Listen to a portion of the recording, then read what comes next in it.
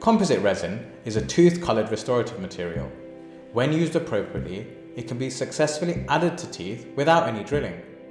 Because it sticks to teeth, it can be used to lengthen teeth, mask discoloration, and change the shape of teeth. You may consider this option if you'd like to change the appearance of your smile without the drilling of healthy teeth. The stages of treatment involve a consultation followed by 2 appointments to complete the design process.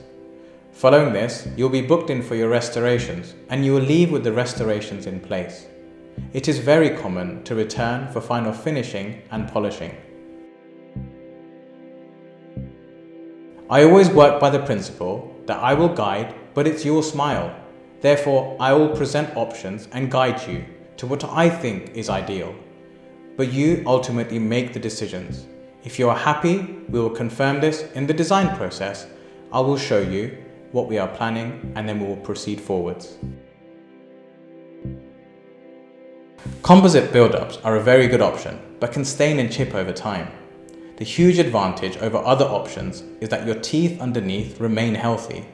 Repairs and polishing can be completed chairside without the need of a laboratory.